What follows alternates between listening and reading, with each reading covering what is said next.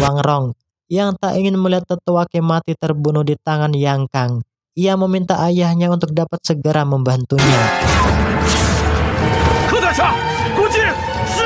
Dan benar saja, di waktu yang bersamaan inilah terlihat pendekar Zhou Butong juga hadir di tengah-tengah mereka.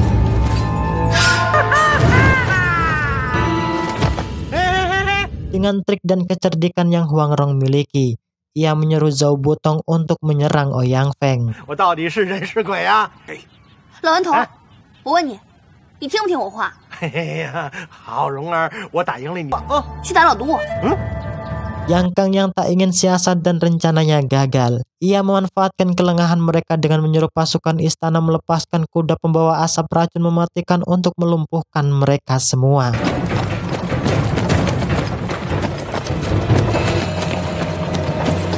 志平，这也有毒。七兄，咱们进醉仙楼避一避吧。走。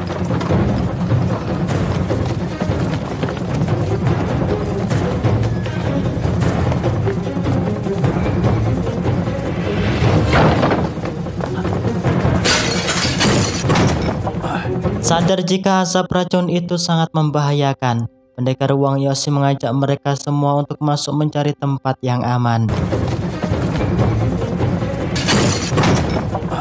Mengerti jika keadaan mereka terdesak, Yang Kang yang tak ingin menyia-nyiakan kesempatan, ia pun mengerahkan pasukan pemanahnya. Terlihat Ouyang Feng juga sedemikian, yang mana dirinya mengerahkan pasukan ular beracunnya untuk dapat membunuh dan membantai para pendekar hebat yang sedang bersembunyi. Sebelum melesatkan serangan, Yang Kang memperingati Gao Jing untuk dapat segera menyerahkan kitab legendaris perang Wumu pada dirinya. Karena kitab tersebut sangatlah berarti bagi bangsa Song dan bangsa Mongol, tentu Gao Jing menghiraukan gertakan dari Yang Kang dan lebih memilih untuk mati daripada menyerahkan kitab tersebut padanya.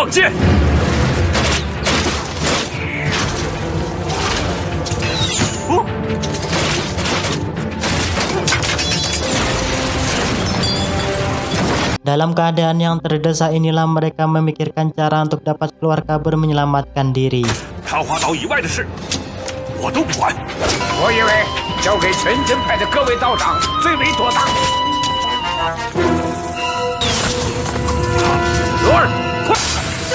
Dan benar saja, di saat Ouyang Feng memeriksa rumah tersebut, terlihat mereka tak lagi menemukan akan keberadaan Gao Jing dan yang lainnya.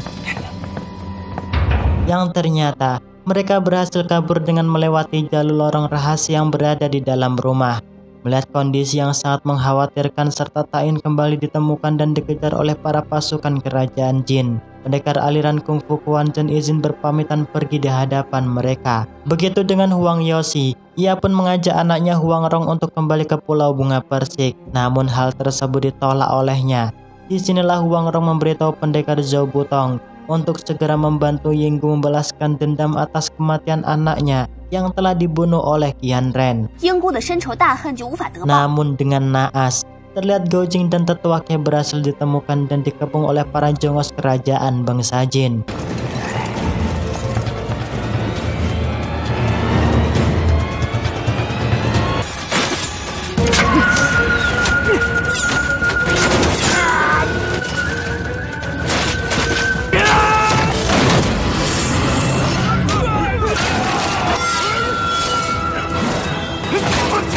Yang untungnya Huang Rong datang tepat waktu membantu tetua Ke dan Gao Jing untuk melawan mereka. Mengerti jika yang menyelamatkan dirinya ialah Huang Rong, terlihat tetua Ke sama sekali tak mengucapkan rasa terima kasih padanya. Bahkan ia menyuruh Huang Rong untuk segera pergi dari hadapannya saat ini. Meskipun Huang Rong dicaci maki bahkan dibenci, berkat hati yang bakolan kokoh itulah ia tetap menolong dan mengobati luka tetua Ke yang usai terkena anak panah. Huang Rong yang tak ingin keberadaan mereka ditemukan. Malam harinya ia mengajak tetua Ke untuk berpindah tempat. Dengan melihat pusaka tombak yang berada di patung, sambil meminta maaf di hadapan tetua Ke, Nona Huang Rong memberikan pusaka tombak tersebut padanya sebagai ganti dari tongkat tetua Ke yang telah patah di saat bertarung dengan dirinya. Karena kondisi yang sangat letih seharian tak beristirahat, terlihat Huang Rong seketika terlelap menutupkan mata. Sadar jika yang saat ini bersama dirinya ialah anak dari pendekar Huang Yoshi dengan niat yang busuk, Tetua Ke berencana membunuh Huang Rong agar Huang Yoshi dapat merasakan apa yang saat ini telah dirasakan olehnya. Yang untungnya aksi tersebut gagal ia lakukan dengan mendengar suara pendekar setan Huang yang tak jauh dari keberadaan mereka. Dan benar saja, tak hanya para pendekar setan Huang, terlihat Yang Lie, Ouyang Feng, bahkan Yang Kang juga ada di sana. Di saat jantung berdetak dengan amat kencang itulah, di waktu bersamaan San Gu datang masuk di dalam kuil yang membuat perhatian Yang Kang teralihkan. Di sini Huang Rong mulai curiga dengan Yang Kang atas kematian para pendekar Jiangnan di Pulau Bunga Persiknya. Huang Rong yang tak ingin ayahnya tetap dituduh sebagai pembunuh kelima pendekar Jiangnan. Ia pun meninggalkan pesan pada Tetua Ke untuk memberitahu ayahnya jika nanti dirinya tewas dibunuh oleh mereka. Dan benar saja, terlihat Huang Rong keluar dari dalam persembunyian yang membuat Yang Kang dan yang lainnya sangat terkejut. Dengan ide yang cerdik itulah Huang Rong mencoba untuk memainkan kata-kata manis di hadapan Ouyang Feng dengan mengatakan permohonan agar Ouyang Feng dapat membantu ayahnya melawan para pasukan aliran kungfu Quan Zhen yang tetap menganggap ayahnya sebagai pelaku atas kematian kelima pendekar Jiangnan. Dengan imbalan, Huang Rong berjanji akan memberitahu makna dan isi yang terdapat di dalam kitab 9 yin padanya. Mendengar akan kitab 9 yin, tanpa pikir panjang Ouyang Feng menyetujui permohonan tersebut untuk membantu Huang Yoshi melawan pendekar aliran kungfu Quan Zhen serta si bocah tua nakal Zhou Butong keesokan harinya. Tak berselang lama dari berbincang, dengan sangat senang dan riang, San Gu menghampiri Huang Rong dengan memanggil sebutan kakak semangka padanya.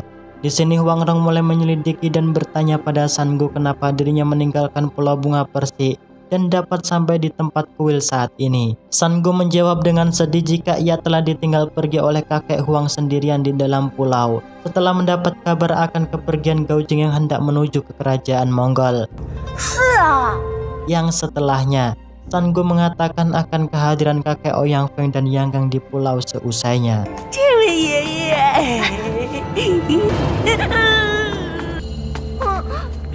Mengerti akan kebenaran tersebut, Huang Rong mulai bertanya langsung pada Ouyang Feng. Di sini Ouyang Feng mengatakan serta mengakui jika dirinya dan Yang Kang lah yang telah membunuh dan membantai kelima pendekar Jiangnan di dalam Pulau Bunga Persik dengan cara memanfaatkan San Gu agar dapat membawa para pendekar Jiangnan masuk ke dalam pemakaman.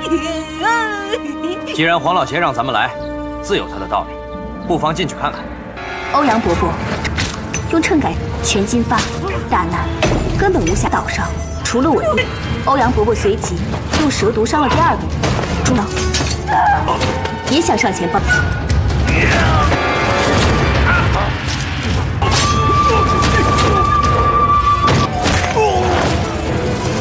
Ya, untuk menghilangkan jejak akan rencana busuk tersebut, mereka sengaja melepaskan dan membiarkan Tetua Ke tetap hidup.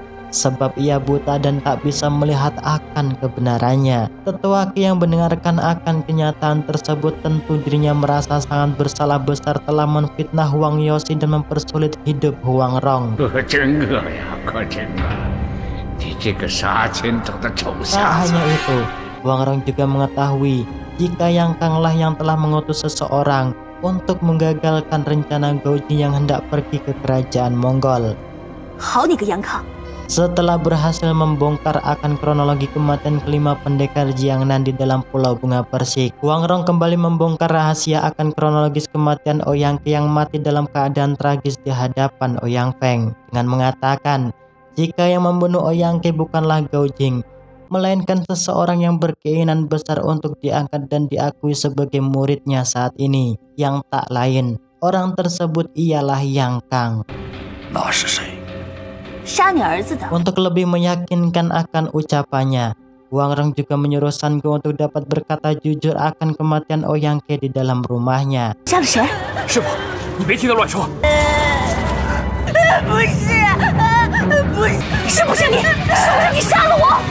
benar saja, tanpa sedikit keraguan, akhirnya Ouyang Feng percaya pada Huang Rong jika yang membunuh anaknya ialah Yang Kang.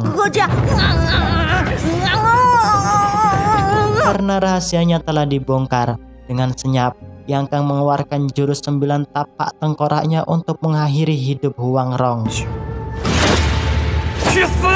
Namun nyatanya Yang Kang lah yang terluka, sebab Huang Rong selalu memakai baju landak legendaris peninggalan dari ibunya.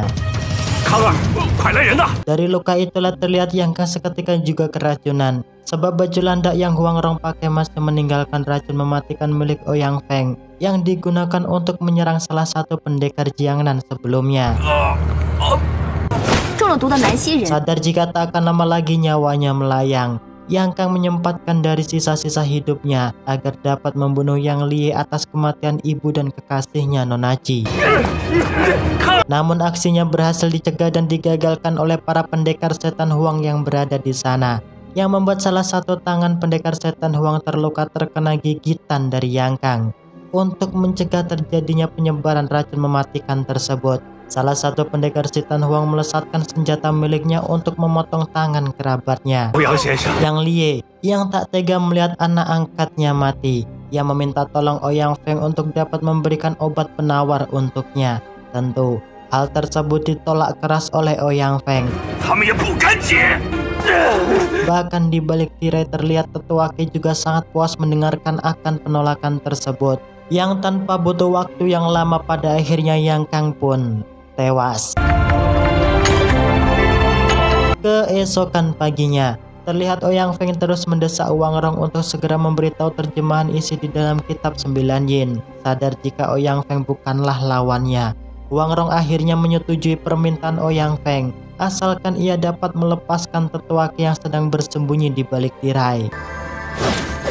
Karena nyawa Tetua Qi tidak berharga bagi dirinya, tentu Ouyang Feng setuju akan permintaan tersebut, yang kemudian membawa Huang Rong pergi bersama dirinya. Tetua Qi yang tak ingin terjadi hal buruk pada Huang Rong, ia pun bergegas pergi untuk mencari akan keberadaan Gao Jing. Dan benar saja, di sebuah hutan inilah mereka dapat bertemu dan berjumpa kembali. Setelah bercerita cukup panjang akan kejadian yang sebenarnya, Gao Jing merasa sangat bersalah karena telah melukai hati dan perasaan Huang Rong yang begitu amat tulus dengan dirinya. Seusai menguburkan jasad saudaranya, Gao Jing melanjutkan perjalanan untuk mencari dan melacak akan keberadaan Huang Rong. Tak hanya itu, Gao Jing juga meminta bantuan sekte pengemis untuk dapat menolongnya. Dalam keadaan yang diselimuti dengan kebingungan inilah, tiba-tiba Gao Jing dikejutkan akan kehadiran Tao Lie dan pendekar pemanah Baizi. Tao Lie yang tak senang melihat Gao Jing, dengan penuh amarah, ia pun menggampar Gao Jing dengan sekuat tenaga. Hal itu ia lakukan sebab Gao Jing tak menepati akan janjinya untuk kembali ke kerajaan bangsa Monggol. Di sini terlihat Gao Jing berusaha memberi paham Tao Lie dengan mengatakan jika dirinya telah dijebak dan ditipu oleh orang bangsa Jin. Mengerti akan hal tersebut, akhirnya Tao Lie sadar dan meminta maaf di hadapan Gao Jing atas tindakan yang usai ia lakukan padanya. Gao Jing yang sangat rindu setahun lamanya tak berjumpa dengan sang ibu, akhirnya ia pun ikut bersama Tao Lie pulang ke kerajaan bangsa Monggol.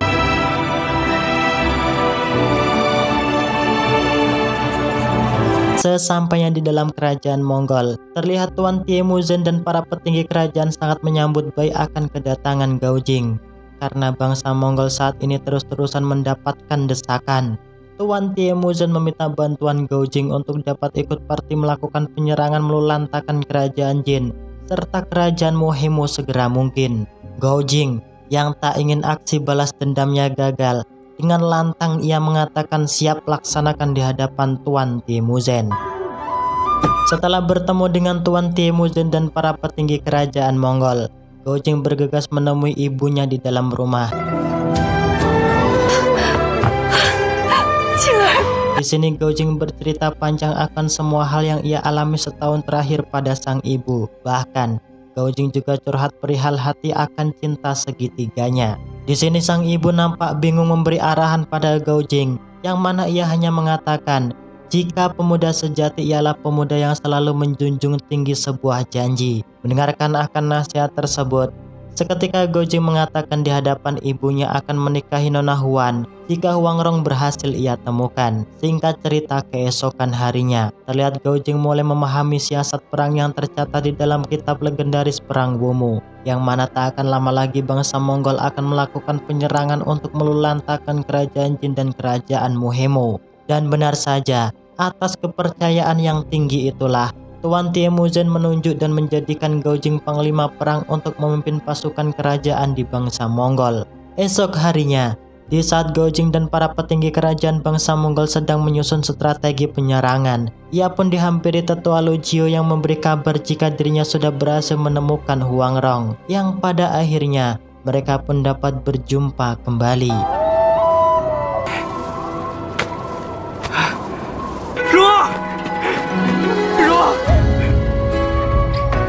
Singkat cerita, seusai pok-pokan dan peluk manja, esok harinya terlihat pasukan kerajaan Mongol memulai aksinya untuk melakukan penyerangan.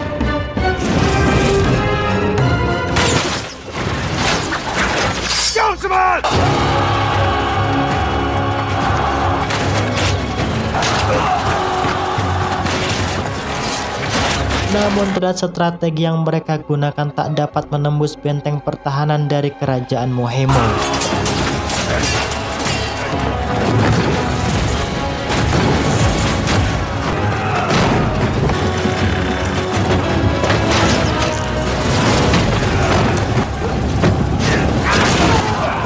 Dengan melihat ribuan pasukan kerajaan Mongol gugur dalam peperangan, ditambah sisa pasukan yang ada terjangkit penyakit akibat cuaca yang ekstrim, Gojing mulai pesimis jika kerajaan bangsa Mongol tak akan menang melawan kerajaan Muhemo dan kerajaan bangsa Jin. Huang Rong yang mengerti jika Gojing mengalami kebingungan, ia pun mulai memikirkan cara agar pasukan kerajaan Mongol dapat mudah masuk menembus benteng pertahanan lawan. Dan benar saja, seketika Huang Rong mendapat ide seusai melihat burung Raja Wali yang terbang di angkasa. Di sini ia memberitahu dan menyarankan Gojing untuk membuat layang-layang sebanyak mungkin.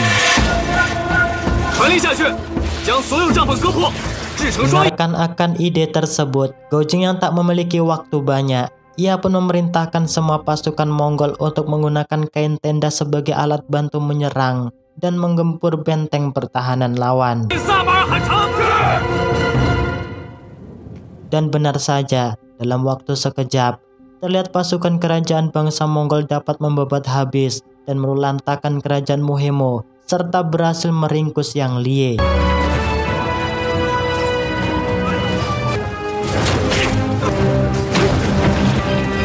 Seusai keberhasilannya mengalahkan kerajaan Muhemo dan membunuh Yang Lie dari kerajaan bangsa Jin, Tuan Temujin lalu menghampiri Gojing untuk dapat memberitahu akan keinginannya saat ini, sebab Gojing sangat berjasa dalam peperangan tersebut. Di saat Gojing hendak menyampaikan akan permintaannya, tiba-tiba ia dikejutkan dengan melihat rakyat bangsa Jin yang tak bersalah dibantai oleh para pasukan kerajaan Mongol. Tak ingin melihat hal itu terjadi, Gojing menghentikan aksi tersebut dan memohon pada Tuan Temujin untuk dapat melepaskan rakyat bangsa Jin yang tak bersalah. Mendengarkan akan permintaan tersebut tentu membuat Tuan Temujin dan para petinggi kerajaan sangat kecewa dan marah atas permintaan tersebut. Di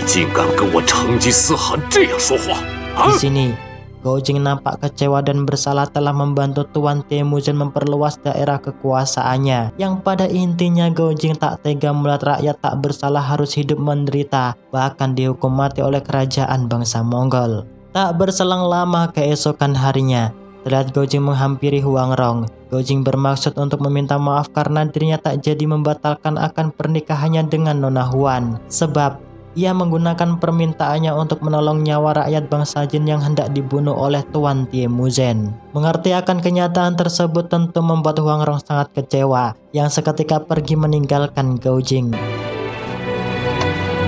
Dengan melesatkan kudanya itulah, Gojing mencoba untuk mengejar akan kepergian Huang Rong. Namun terlihat ia gagal bahkan kehilangan akan jejaknya, yang mana ia malah bertemu dengan Ouyang Feng yang sedang bersembunyi di sebuah desa kecil. Gojing yang curiga akan gerak-gerik Ouyang Feng, ia bermaksud menanyakan akan keberadaan Huang Rong padanya.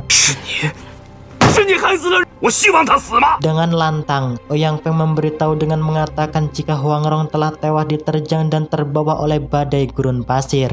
Tak percaya akan ucapan Ouyang Feng, seketika Gao Jing melesatkan serangan bertarung dengannya.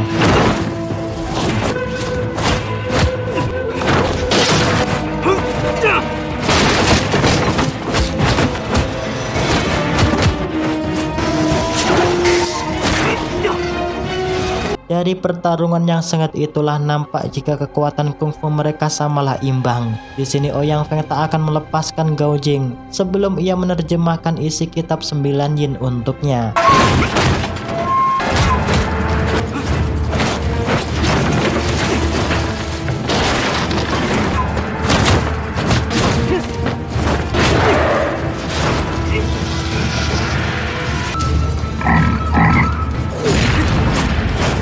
Tak ingin hal tersebut terjadi, Gao Jing sengaja memasukkan ramuan pelemah saraf di saat Ouyang Feng pergi mencari makanan. Dan benar saja, dalam waktu sekejap terlihat Ouyang Feng melemah dan memiliki daya kekuatan apapun.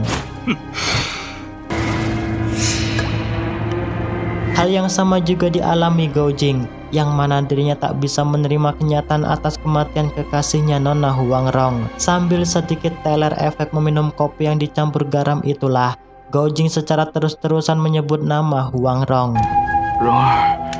Sang ibu yang tak tega melihat anaknya terus-terusan mensedih kehilangan orang yang spesial dalam warna-warni kehidupannya. Ia mencoba menyemangati dan memberi wejangan dengan mengatakan bahwa tak semua bunga yang mekar indah di taman dapat dipetik dan dinikmati akan aroma wanginya. Ada kalanya bunga tersebut jatuh ke tanah, bahkan busuk tanpa sepengetahuan dari pemiliknya. Tak hanya itu, sang ibu juga bermaksud mengajak Gao Jing pergi meninggalkan kerajaan Monggol untuk menjalani kehidupan baru di desa Niu Chijun yang merupakan desa kecil yang penuh dengan sejuta kenangan.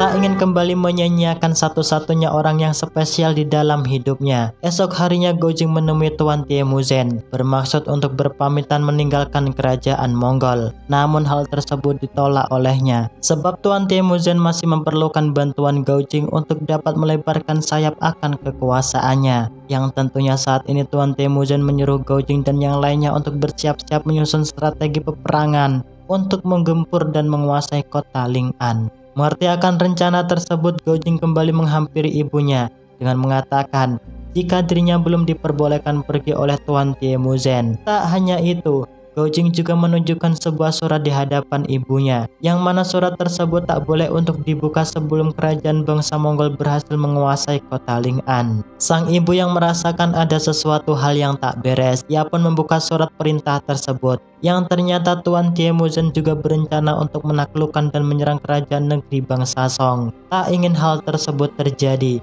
Gao Jing memutuskan untuk segera pergi meninggalkan kerajaan bangsa Monggol bersama ibunya. Sebab Gao Jing sangat kecewa pada Tuan Temujin yang telah berkhianat dengan bangsa Song. Namun perbincangan dan rencana kabur mereka telah diketahui Nona Huan yang seketika melapor pada ayahnya. Karena ketidakpatuhannya dalam menjalankan tugas dan amanah, Gao Jing akhirnya ditangkap dan akan dijerat hukuman mati oleh Tuan Temujin. Di sini, pendekar Bezi dan Taulia mencoba untuk melakukan pembelaan dengan memohon untuk tidak menghukum mati Gao Jing.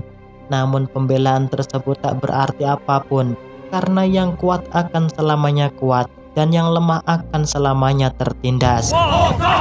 Dengan segala pertimbangan melihat kemampuan Gao Jing yang hebat dalam strategi perang, Tuan Temujin memberi kesempatan satu kali lagi pada Gao Jing untuk dapat membantu dirinya menaklukkan negeri bangsa Song. Namun hal tersebut lagi-lagi ditolak keras oleh Gao Jing.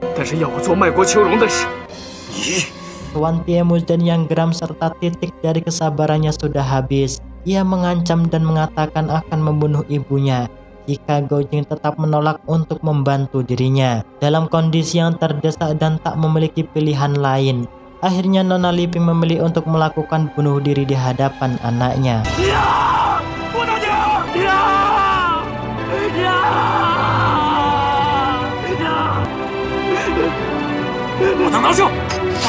Karena prajurit kerajaan bangsa Monggol yang jumlahnya tak terhitung, tentu Gao Jing tak bisa kabur dengan mudah di sana.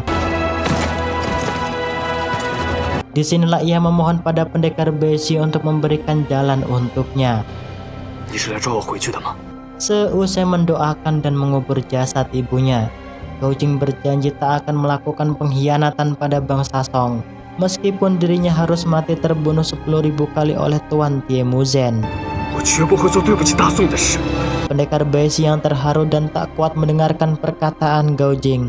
Ia memerintahkan Gao Jing untuk dapat segera pergi dari kerajaan bangsa Mongol.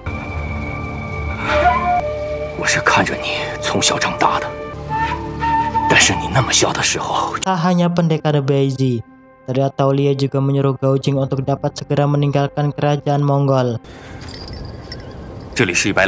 Bahkan, terlihat Nona Huan juga membatalkan rencana pernikahan dengan Gao Jing karena ia merasa malu atas kejadian tersebut.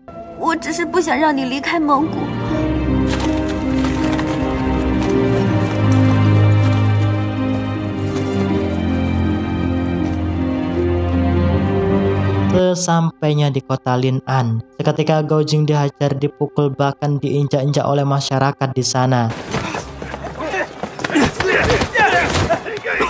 Yang untungnya Hao Qigong dapat menyelamatkannya. Di sebuah rumah kecil inilah Gao Jing mulai bercerita panjang pada gurunya jika selama ini ia belajar kungfu tidaklah berguna, bahkan ia juga tak mampu untuk melindungi semua orang yang ia cinta dan sayang. Mendengarkan akan cerita tersebut seketika membuat Hao Qigong tak lagi bernafsu untuk makan. Bahkan ia juga tak bisa menerima secara ikhlas atas kematian Huang Rong. Dalam kondisi yang terpuruk inilah, Gao Jing meminta arahan gurunya Hao Qigong untuk dapat membimbing dirinya menghapuskan semua ilmu perkungfuannya, di mana ia menilai jika belajar ilmu kungfu tidaklah berarti, bahkan ia juga tak mampu untuk melindungi dua orang spesial di dalam hidupnya. Sadar akan hal tersebut, Hao Qigong mengajak Gao Jing pergi untuk mencari akan keberadaan Zhou Butong, karena hanya Zhou Butong lah yang mampu membantu Gao Jing untuk menghapus segala ilmu perkungfuannya. Ya, di sebuah gunung Huangshan inilah Gao Jing dan Hao Qigong terkejut melihat Ouyang Feng yang sedang berlatih ilmu kungfu teknik kalajengking. Penasaran akan hal yang dilakukan Ouyang Feng di dalam gua, Gao Jing dan Hao Qigong pun membuntuti akan kepergiannya. Di sini, Gao Jing terkejut mendengarkan bunyi bait dari kitab 9 Yin yang dibaca salah oleh seseorang, yang tak lain orang tersebut ialah Nona Huang Rong. Terlihat di dalam gua, Huang Rong sengaja melakukan tipu-tipu melatih gerakan kungfu pada Ouyang Feng. Bahkan Huang Rong juga melatih kungfu monyet padanya, yang pada akhirnya Gao Jing pun sangat senang dapat berjumpa dan kembali bertemu dengan kekasih hatinya. Hao Qigong yang sadar diri akan usia, ia pun sengaja pergi agar tak mengganggu kemesraan dan keromantisan mereka. Di sini Gao Jing bercerita dan meminta maaf pada Huang Rong karena telah berulang kali menyia-nyiakan kebaikannya. Yang setelahnya, Gao Jing juga mengatakan sangat terpukul atas kematian ibu kandungnya. Bahkan juga kelima pendekar Jiangnan yang merupakan gurunya. Gao Jing yang fobia serta tak ingin hal tersebut terulang kembali. Ia mengatakan di hadapan Huang Rong untuk membantu dirinya memusnahkan dan menghapus semua ilmu perkungfuannya dengan mencari keberadaan Zhou Butong. Mendengar kenyataan yang sudah bulat, dengan senang hati Huang Rong mensupport akan keputusan dari Gao Jing. Tanpa sengaja itulah mereka melihat Zhou Butong yang sedang dikejar pendekar Qianren. Di sini pendekar Zhou Butong meminta bantuan Huang Rong dan Gao Jing untuk dapat membuang ular yang berada di tangan Qianren. Yang di waktu bersamaan pula, Yinggu datang di tengah-tengah mereka yang tak lain kedatangannya untuk membalaskan atas kematian anaknya.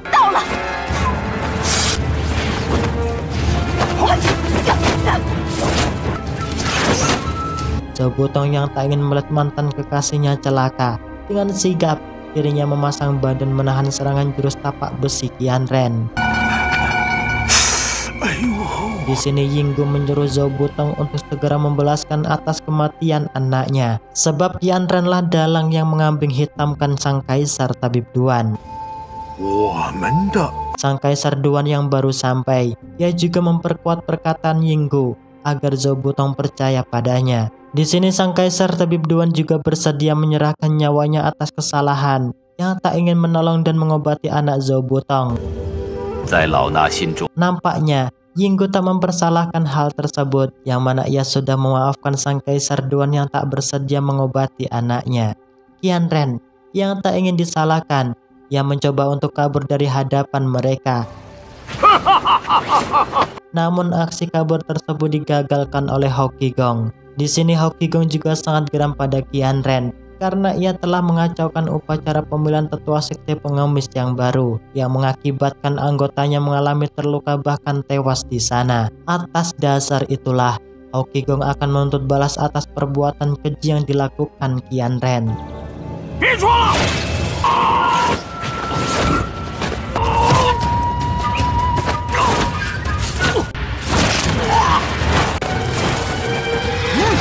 Di saat Hou Qigong hendak melesatkan jurus 18 tapak penakluk naganya untuk membunuh Qianren, aksinya berhasil digagalkan sang kaisar Tabib Duan. Di sini, sang kaisar Tabib Duan mengatakan di hadapan mereka, jika kematian dapat menghapuskan akan rasa dendam, maka ia bersedia menggantikan Qianren untuk mereka bunuh demi menghapuskan rasa dendam tersebut. Di sini, Qianren mulai menyadari dan menyesali akan semua kesalahannya, serta ia meminta agar Kaisar Tabib Duan dapat membimbing dirinya untuk menjadi manusia yang baik dan berguna. Yang kemudian, Kaisar Duan memberi salam hormat pada Hou Qigong karena telah mempunyai kedua murid yang berbaik dan berhati mulia. 弟兄，来，快，拜见大师，快呀！拜见大师。阿弥陀佛。 Yinggu yang tak ingin hidup sendiri yang penuh dengan kesunyian, ia pun berusaha mengejar kepergian kekasihnya Zhou Butong dengan harapan dapat melakukan CLBK. 我找了你整整20年。 Sedangkan di sisi lain di sebuah puncak gunung Huangsang, terlihat Gao Jing mengurungkan niatnya untuk menghapus ilmu kungfu yang ia miliki dengan mengatakan di hadapan gurunya Hou Qigong dan kekasihnya Nona Huangrong. Mendengarkan pernyataan tersebut tentu membuat Hou Qigong sangat senang, sebab tak akan lama lagi pertandingan perebutan gelar pendekar kungfu hebat nomor 1 juga akan segera dimulai. Dan benar saja, tak berselang lama Huang Yoshi pun datang di tempat tersebut. Sebelum bertarung, Gao Jing mengungkapkan permohonan maaf karena telah menuduh bahkan memfitnah atas kematian kelima gurunya. Huang Yoshi yang tak ingin bertele-tele, ia mengajak mereka untuk memulai pertandingan merebutkan gelar pendekar terhebat nomor 1 di dunia perkungfuan. Sebagai orang baru bahkan umurnya yang masih muda di dunia persilatan, Hou Qigong menyuruh Gao Jing untuk maju melawan Huang Yoshi. Di sini Huangrong membuat kesepakatan pada ayahnya, jika ia tak mampu mengalahkan Gao Jing menggunakan 300 jurus kungfu, maka ia dinyatakan kalah dalam pertandingan.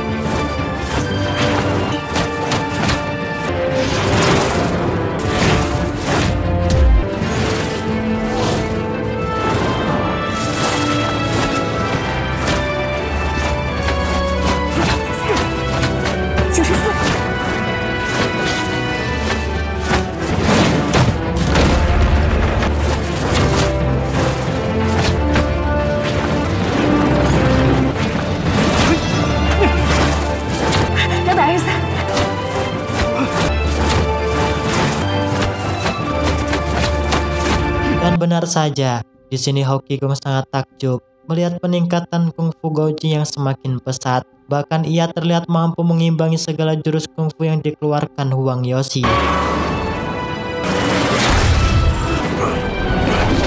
Inilah Huangrong menghentikan pertandingan yang amat menggelegar tersebut dan menyatakan Gao Jing sebagai pemenangnya, sebab ayahnya tak dapat merobohkan Gao Jing dengan menggunakan 300 jurus serangan kungfunya. Mengerti jika Huang Yoshi telah gagal, Hou Qigong pun seketika melesat menyerang Gao Jing untuk melanjutkan pertandingan.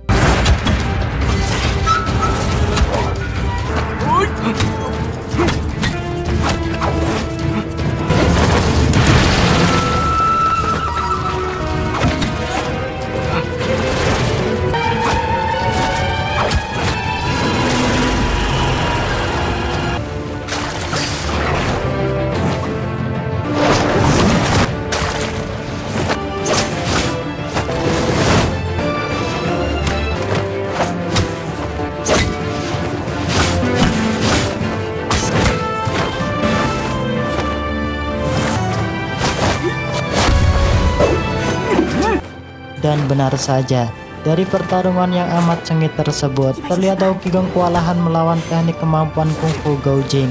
Bahkan segala serangan yang ia lesatkan mampu dipatahkan dengan mudah olehnya.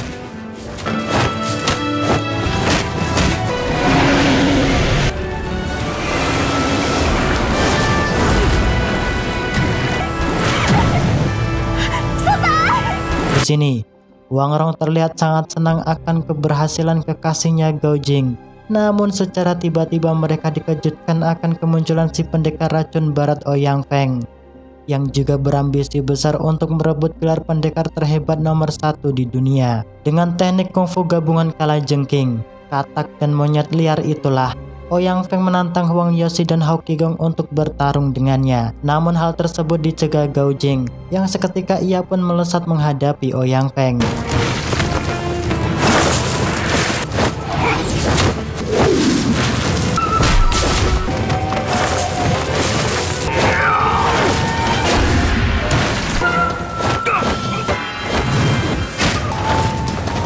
Di sini Wang Yoshi dan Haokigong dibuat takjub melihat teknik kungfu yang dipakai Ouyang Feng, yang sebelumnya mereka tak tahu teknik apa yang digunakan olehnya.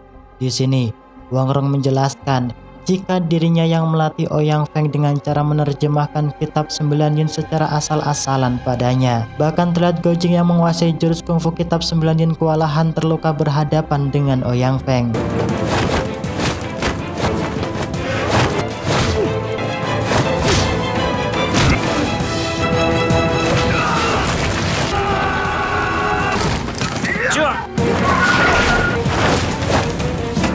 Ambisi Ouyang Feng yang besar dalam membunuh,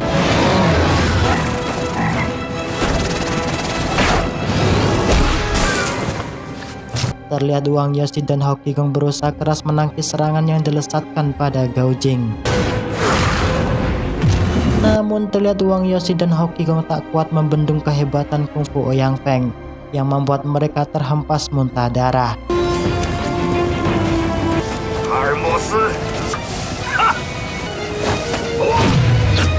Mengerti jika kekuatan Ouyang Feng sangatlah kuat, bahkan kungfunya saat ini tiada tanding, Wang Rong mencoba untuk menolong ayah, sang guru serta kekasihnya dengan cara membohongi Ouyang Feng. Ya, dengan melihat Ouyang Feng yang saat ini jiwanya terganggu akibat mempelajari kitab 9 yin yang palsu, Wang Rong memanfaatkan hal tersebut dengan mengatakan jika masih tersisa satu pendekar kuat yang belum mampu ia kalahkan. Tak ingin ambisinya gagal, Ouyang Feng pun menyuruh Wang Rong untuk segera menunjukkan pendekar yang dimaksud.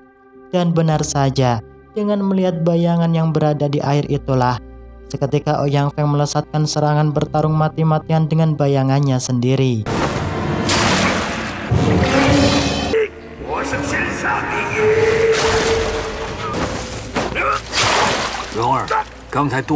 Sesuai janji esok harinya, terlihat Wang Rong memasakkan banyak makanan spesial untuk gurunya Haokigong. Karena sudah saling akrab, Wang Yoshi mengajak Gaojing untuk ikut bersamanya di Pulau Bunga Persi, yang tak lain untuk melangsungkan upacara pernikahan dengan anaknya. Mendengar akan hal tersebut tentu membuat Gaojing sangat senang dan bahagia jika ia diterima sebagai menantu pendekar sesat timur.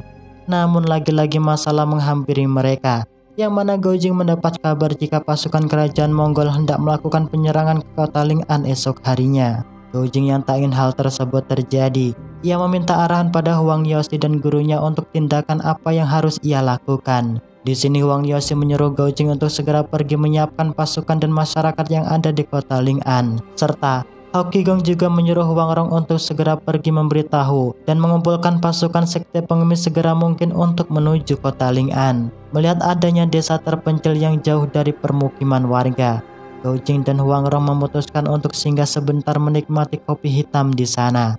Yang secara terkejut mereka juga bertemu dengan Nonachi yang berhasil selamat dari maut berkat pertolongan warga yang sedang mencari kayu bakar di ladang.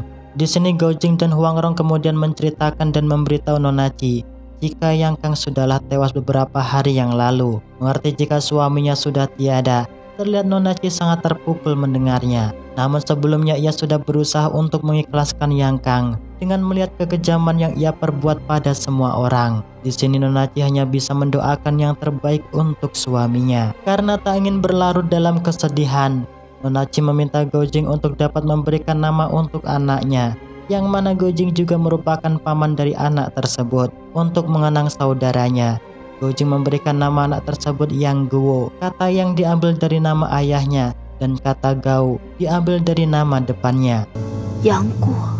Karena tak memiliki waktu banyak, Gojing dan Nona Huangrong berpamitan pergi untuk melanjutkan perjalanan, yang mana Gojing juga berjanji akan mendidik Yang Gao agar dapat menjadi seperti dirinya. Tak berselang lama sampailah Gojing di kota Ling'an. Di sini ia menyampaikan akan berita pada pemimpin kota jika esok pagi kerajaan bangsa Monggol akan melakukan penyerangan. Gojing dan Nona Huangrong yang mengerti jika pasukan kerajaan bangsa Monggol sangatlah banyak. Malam harinya mereka berencana untuk menyusup di tempat para pasukan kerajaan Mongol melakukan istirahat, tak lain untuk dapat bertemu dengan Tuo Liye. Di sini Gojing meminta agar Tuo Liye menarik mundur pasukan, sebab ia tak ingin adanya pertumpahan darah yang akan membuat masyarakat tak bersalah menderita. Namun permintaan tersebut tak bisa dikabulkan oleh Tuo Liye, yang mana dirinya juga hanya menjalankan perintah dari ayahnya. Tak berselang lama dari perbincangan, salah satu petinggi kerajaan melapor dan memberitahu Tuo Liye jika sakit yang diderita Tuan Temujin semakin parah. Sebab itulah ia memerintahkan Tuo Liye untuk menarik mundur pasukan serta membawa Gojing untuk ikut ke kerajaan bangsa Monggol. Dan benar saja, keesokan paginya terlihat Tuan Temujin sangat senang dan bahagia dapat kembali bertemu dan berjumpa dengan Gojing. Karena tak ingin menyia-nyiakan kesempatan, Tuan Temujin seketika memakai baju zirah perangnya dan mengajak Gojing untuk pergi berkuda bersamanya. Disinilah Tuan Temujin sangat menyesali perbuatan dan selalu ingat akan perkataan yang pernah dilontarkan Gojing, yang mengatakan jika pahlawan sejati bukanlah pahlawan yang dapat berkuasa di segala titik penjuru sudut dunia, melainkan pahlawan sejati dialah orang yang mampu berguna untuk orang lain dan lebih mengutamakan akan kepentingan serta kesejahteraan rakyatnya. Sadar akan perkataan tersebut, di akhir menjelang kematiannya, Tuan Temujin sangat menyesal jika ia terlalu ambisi dalam mengejar dunia.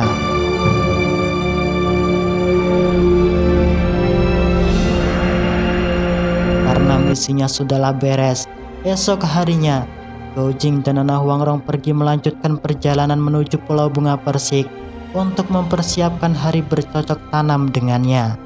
Namun, hal yang tak pernah diduga-duga pun terjadi, yaitu film pun berakhir. Oke, terima kasih untuk kalian yang menonton video ini sampai selesai. Jangan tuhankan ambisimu untuk dapat meraih suatu hal, yang mana hal tersebut kadang kalanya dapat menyiksa hati dan kehidupan seseorang. Yaudahlah, saya Mimin Nasi Film pamit undur diri karena mau bayar utang di warung Mbok Darmi. Saya Mimin Nasi Film, bye-bye.